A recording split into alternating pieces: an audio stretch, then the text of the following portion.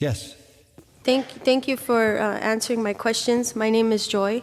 Hi, Joy. And it's an answer to prayer to be here. So here they are. 3 real quick questions, Okay. a little complicated. How do I know if I am saved if I have blasphemous thoughts? Should I be taking communion if I am not sure if I am saved? If I am not chosen, would I even care about being saved? Really good questions, Joy. You have a wonderful name, but sometimes it's hard to live up to, isn't it? I mean, how would you like to be named Joy and have to always be assumed to be possessing all of that? I can hear the cry of your heart, Joy. I want to make it as simple as I can. The fact that you are asking these questions is evidence of the work of God in your heart. It is evidence of your desire for Him and for salvation and to know Him. That is evident there. The fact that you would stand up in front of all of us and unbear your heart in such a sweet and honest way is evidence of the hunger of your heart to know Him, and I think that's what you're essentially saying. The way you know that you are saved is by your desire. Do you desire to know God? Yes. Do you desire that He would know you and love you? Yes. Do you desire to love Him? Yes. Do you desire to honor Him? Yes. Do you desire to obey His word? I do, but I can't do it on my own strength. Well, of course not. Join the club. And that's why we're all here. This is the same with all of us. It's all of grace, isn't it? It's all of grace. The Apostle Paul in Romans 7 helps us because this is the Apostle Paul. This is the one that we would elevate as the supreme example of a Christian. And he says, he calls himself a wretched man because he says, I do what I don't want to do and I don't do what I want to do. He said, there is a principle in me that loves the law of God, but I see another principle in me warring against the principle of my mind, and it's the principle of my flesh, and it causes me to do the very opposite of the things I want to do. And he says, oh, wretched man that I am, who will deliver me from the body of this death? And that's a very interesting illustration.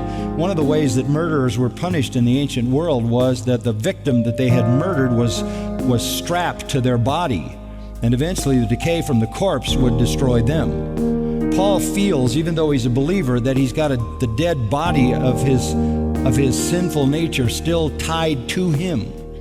So what you're saying to me is essentially the same cry that came out of the noblest of all Christians. And that very cry is evidence of the work of God in your heart, that you desire to know God, to be loved by God, to love God, to honor God, to obey God, and that you know you can't is a statement of a genuine believer, because you recognize that you aren't everything you should be, and you are utterly dependent upon God Himself and upon the Holy Spirit. That's true of your salvation. You can't save yourself and you can't sanctify yourself. So you're where all honest Christians live. You're saying, I'm not what I want to be, but I know what I want to be. I'm not what I ought to be, but I know what I ought to be. It's about direction. It's about affection. It's about love. And we've talked about that recently when Jesus was restoring Peter. In John 21, He said 3 times, do you love me? Do you love me? Do you love me? And Peter had been caught in disobedience again.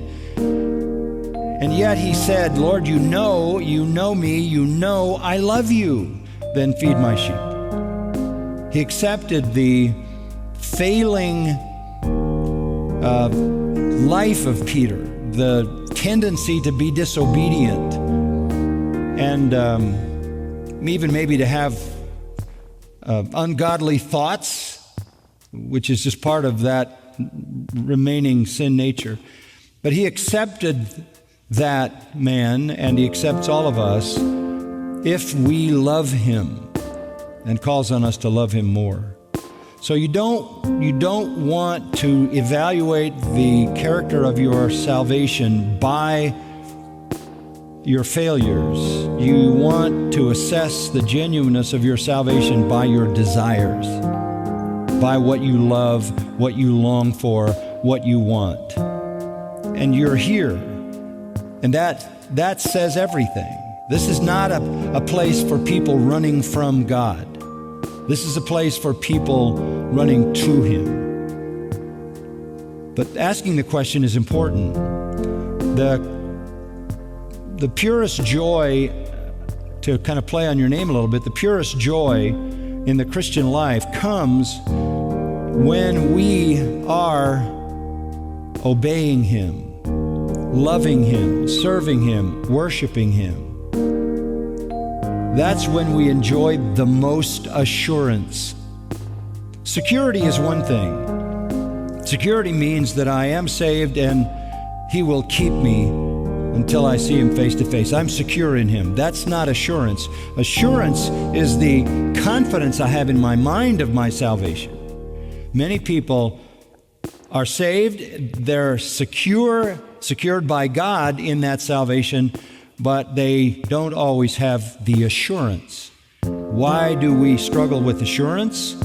Because we know our weakness, because we know our temptations, because we know we're not what we ought to be. Sometimes because we fall into a pattern of sin and we lose our assurance. Sometimes because perhaps we have been taught wrongly that you might do something that cause you to lose your salvation, and that generates a certain amount of fear. But to go back to the main point, the very desire of your heart is the evidence of the work of God in your life, because unregenerate enemies of God don't have those desires. Okay? Does that help? Thank you. Thank you, Joy.